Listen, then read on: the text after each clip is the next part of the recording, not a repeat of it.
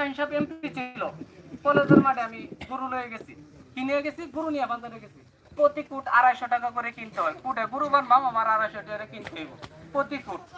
এই মুহূর্তে শাহিন সাহেব গেছে, মানে বাজার পরিদর্শন করতে গেছে। বাজার পরিদর্শন করার পরে আমি সাহস করে গেলাম, এমপি সাহেব এই ঘটনা কি, কই আমি তো ফুট আনছি, ফুট মারনে দেয় না, হ্যাঁ কোটা গরু বানানো লাগবো আমার 250 2টা ফুটে আমার 4 গরু বানলে আমার 500 টাকা দেওয়ান লাগতেছে। পরে কি হয়েছে, এই তুমি ফুট মারো, পেশাব অবস্থিত থেকে বলছে ফুট মারো। ফুট মারার পরে ফুট মারতেছে, এমনি আইসে আরেকজন, ওই যে দালাল প্রক্রিয়া আইসে বলতেছে আমরা তো এটা কিনে আনছি, মানে কথা মুখে আসে না, মানে ওনাদের কি এরকম একটা অবস্থা। পরে উনি সরাসরি বলছে, এই তোমরা যারা আছো সবাই নিজ কোটে ইয়া করো, গরু বাঁধাই করো, এবং গরু বাঁধার পরে যদি তোমাদের কোট মানে নিজের না থাকে নিজের কোট মারো, যারা